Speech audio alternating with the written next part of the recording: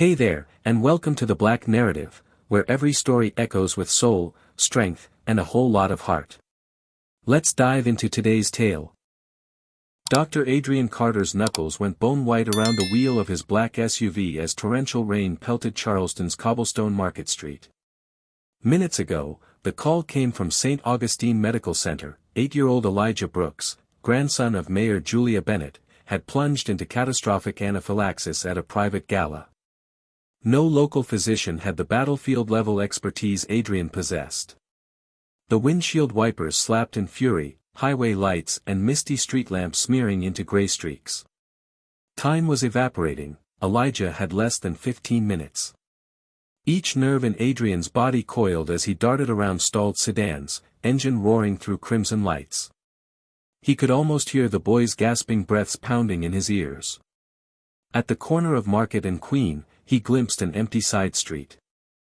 With a muttered apology to any bystanders, Adrian mashed the accelerator, screeching through a red signal. Horns shrieked behind him, but he barely noticed. This wasn't reckless joyride, it was a matter of life and death. His phone buzzed next to him, face lighting up with the hospital's number. Without hesitation, he snapped it to his ear. "Dr. Carter, where are you?" The panicked nurse's voice crackled through. "His oxygen is crashing." "Tell them to have the crash cart ready," he replied, voice taut as steel. "I'll be there in under 10. He slammed the phone down, heart hammering. As Adrian bore down on the hospital's illuminated facade, flashing red and blue lights erupted behind him in the rain. His stomach dropped. A final hurdle, 2 uniformed officers was all that stood between him and Elijah's failing heart. Part 2, pulled over, 500 words. Dr. Carter eased off the throttle, rainwater spraying in a trembling arc off the pavement. He guided the SUV to the curb as 2 patrol cars converged behind him, their sirens slicing through the storm. Heart pounding, he threw the vehicle into park, rain sluicing in as he raised his hands above the steering wheel, palms flat, exactly the move he drilled for survival. Heavy-booted footsteps hammered through puddles. Officer Frank Dalton, broad-shouldered and near 40, loomed at Adrian's driver's side window. His scowl was carved by years of authority. "License and registration," he barked, voice swallowing all other sound. "Sir, please," Adrian began, voice urgent. "I'm en route to St. Augustine. There's a child in full anaphylactic collapse. I have to get there now." Dalton's jaw tightened. He peered through the wiper's flicker. "You ran that red light back at Queen. Reckless driving." Adrian's chest seized. "I can prove it, check dispatch. Call the hospital." He sounded calm, too calm, but every second his knuckles burst white again. "License. Registration." Dalton's tone froze the cab air. Adrian hesitated only to obey protocol, eased out of the seat, each movement measured. Rain soaked his scrubs and the cuffs his trembling fingers retrieved from the glove box. Dalton snatched them both and retreated without a word. Inside, his SUV's engine trembled to a quiet hum. Adrian sat drenched, water dripping from his hair, the hospital's neon pulse growing fainter by the second. 2 officers huddled under the cruiser's glare. Officer Peter Long, younger and lean, joined Dalton. They whispered, glancing at Adrian's soaked form like it was a roadside curiosity. He leaned forward, voice barely above the rain's drum. "Please, I have epinephrine in the back. Life-saving gear. Just take the registration and call the ER." Long peered through the door, expression uncertain. Dalton flicked him a curt nod. "Step out," he said. Adrian froze, rain sluicing over his collar. "Step out or I'll drag you," Dalton threatened. With no alternative, Adrian climbed out into the storm. Water sluiced down his scrubs, chilling him to the bone. He stood with his back ramrod straight, shoulders squared, as Dalton and Long closed in. Behind them, the empty street yawned, no witnesses, no patrol lights beyond the 2 cruisers, just the howling wind and Adrian Carter caught between duty and prejudice. Minutes, or lifetimes, dragged by. His cuffs clicked shut, chain rattling as Dalton delivered the final jerk. Each heartbeat hammered through Adrian's chest. Elijah Brooks was fading with every tick, and here on a deserted Charleston street, protocol and suspicion had seized him instead of his patient. Whichever officer glanced his way next would decide if he went to jail, or to save a life. His world narrowed, cuffs biting into wrists, rain soaking deeper, and Elijah's small voice slipping further away. Adrian inhaled, breathing out a vow that this stop would not be the end of the story. Dr. Carter's world narrowed to the back seat of Patrol Car 42, the cuffs biting into his wrists as Officer Dalton slammed the door shut. The windshield wipers beat in stereo with the storm, but inside, the atmosphere was claustrophobic, and deadly silent. Adrian pressed his forehead against the cool glass, stripping away the uniform of doctor to become a mere suspect in blue eyes. Officer Peter Long eased into the driver's seat. His hands trembled on the wheel, betraying the conflict his young face tried to hide. Dalton leaned across from Adrian, voice low and cunning. You think you're special, 'cause you're a surgeon? Rules apply to everyone. He flicked on the cruiser's overhead lights, bathing Adrian in strobing blue. Every second felt like an eternity as they idled under the dripping palms. Adrian fought to control his breathing, inhale, exhale, so his panic wouldn't trigger Dalton's next move. He risked a calm voice, call dispatch. See my emergency code. I'm Dr. Adrian Carter.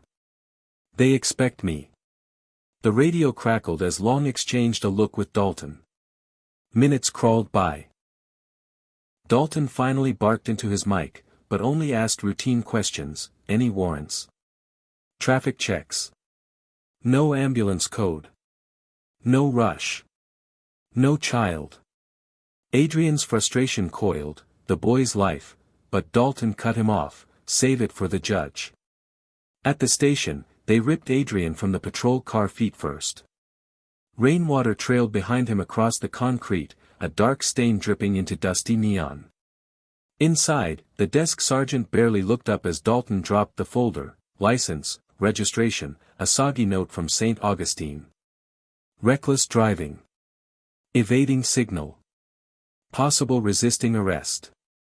Adrian swallowed a scream. He fought down his fury and whispered, check dispatch.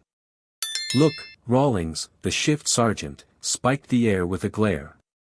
Processing first. Then you can lecture me.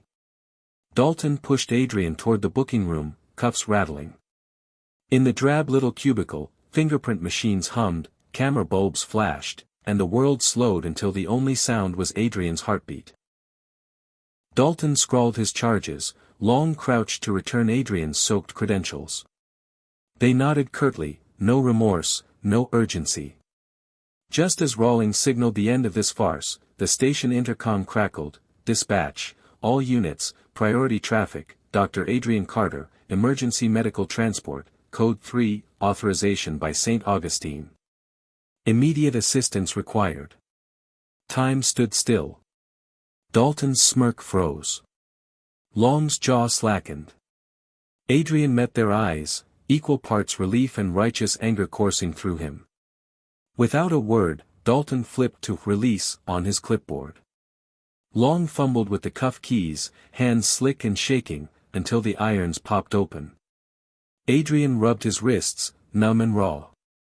He didn't pause to thank them, instead, he stormed past, seizing the cruiser's open door. His soaked scrubs clung like a second skin as he slid into the passenger seat. Memorial Hospital, our entrance. Now.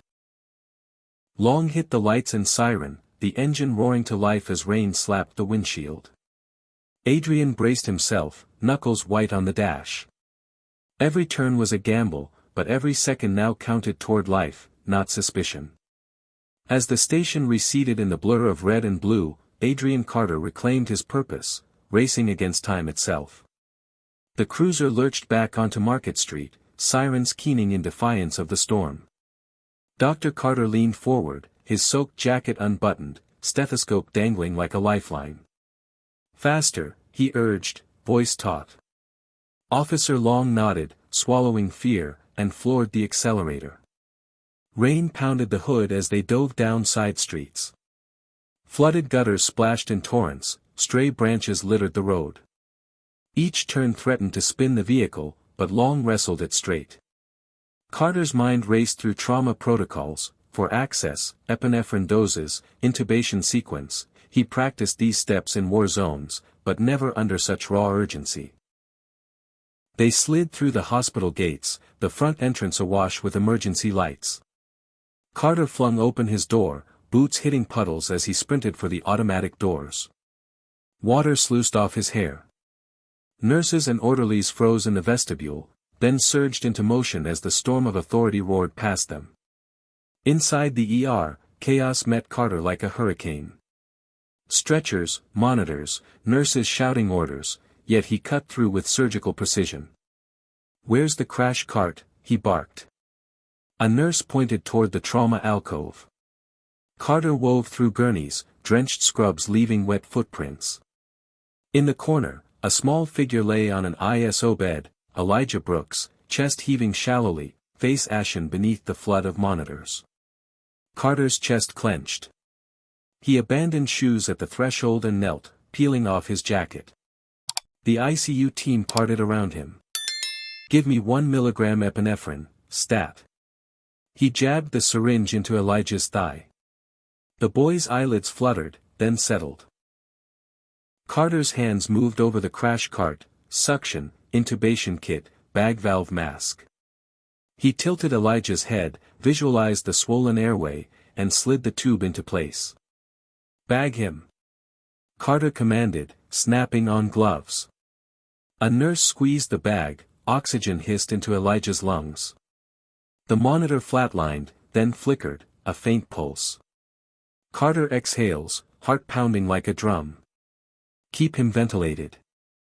For fluids, push a second dose in 2 minutes. Call the OR, prepare for surgical airway if needed." Mayor Julia Bennett dashed in, rain-coated, urgent. Carter met her eyes in the glare of emergency lights. She flung aside her hood and gasped at her grandson. Tears formed, but she braced herself. Behind her, Dalton and Long arrived, faces pale, uniforms soaked. Their arrogance had drowned in the storm, only awe and guilt remained. Carter didn't spare them a glance. His focus zeroed on Elijah's bed, tubing, monitors, fragile life. He barked orders as he wouldn't on any other night, his voice the calm epicenter beneath the storm's roar. For every second he'd lost on the street, he clawed back 2 here, working with the practiced intensity of a man who knew life's fragile margin. 20 minutes later, Elijah's vitals steadied. Carter leaned back, exhaustion colliding with relief. In the tense stillness, Mayor Bennett laid a trembling hand on his shoulder. "You did it," she whispered. Carter nodded, the weight of anger and gratitude swimming in his blood. Outside, thunder rumbled, a distant echo of the night's fury. Inside, a child lived. The storm outside had eased to a steady downpour, but inside ER Bay 3, the air crackled with a different electricity. Dr. Carter's soaked scrubs clung to him as he wiped sweat and rain from his brow. Nurses and residents hovered anxiously around Elijah's bed, adjusting ventilator settings. Each beep and hiss was a lifeline. And a reminder of the officers still lingering in their uniforms. Officer Dalton hovered at the entrance. His broad frame blocked the corridor, arms crossed, eyes darting between Carter and the PE tube feeding Elijah. Long stood behind him, guilt smoothing his youthful features. Their presence, symbols of the arrest, felt like a storm wall between Carter and the sea of patients. Then Chief of Medicine Dr. Margaret Hall arrived, brisk and exasperated. "What in God's name happened?" she demanded, voice echoing off the tile. Carter met her eyes, tired but unbowed. "A racially motivated traffic stop delayed me. We lost precious minutes." He gestured at Dalton. "Your officers nearly killed this child." Chief Hall's eyes narrowed at Dalton. She turned to him, voice like ice. "Explain yourself, Sergeant." Dalton swallowed. Protocol, ma'am. Reckless driving, you detained a trauma surgeon in a medical emergency, she cut in. You endangered a patient. Her gaze froze him. No defense could withstand her fury. At that moment, Mayor Bennett swept into the bay, drenched and fierce. Carter, status, she asked, voice shaking. Stable, he replied. He's out of arrest risk, for now. She allowed a brief, tight nod. Then she faced Dalton. I expect a full report on my desk by morning. And you, Sergeant, will answer for this. Dalton's mouth opened, then clamped shut. Long looked away. The officers had been unmoored by the shift in power. The mayor's grandson lay between them, and their boots, and prejudice, felt shamefully out of place. Chief Hall stepped in. Dr. Carter, I apologize for the chain of events. Your patient owes you his life. Carter nodded curtly, refusing relief. I need accountability. Not just apologies. I want a full review by the ethics committee. Hall's eyes flickered, but she agreed. I'll convene them tonight. Mayor Bennett crossed the bay to Carter, her coat dripping into a puddle. You saved him, she whispered. Then louder, to the assembled staff, Dr. Carter would have been hailed a hero, if he hadn't been arrested first. A murmur rippled through the room. Nurses, orderlies, even residents nodded, faces flush with shame and respect. In the tense calm that followed, Dalton and Long melted into the background, ashamed silhouettes. Carter gave them neither triumph nor scorn, only a steady gaze that spoke of justice, not vengeance. Outside, the storm slowed. Inside, a different tempest, the storm of accountability, had finally broken. Late that night, Dr. Carter and Mayor Bennett convened in a small consultation room off the ER. Fluorescent lights hummed overhead, and a battered coffee pot stood sentinel on a metal cart. The door clicked shut behind them, sealing out the whispers of hospital corridors. Mayor Bennett removed her dripping raincoat, revealing a tailored navy suit now stained. She let out a long breath. Adrian, what you did out there, saved my grandson. And you forced me to watch. Her voice cracked on the last word. Carter met her gaze, no anger, only resolve. I don't want your thanks, he said softly. I want change. He retrieved a thin folder from under his arm, dispatch logs, radio transcripts, hospital orders. Here's proof. They tried to silence me. He laid the documents on the table. Papers fanned out like evidence at a trial.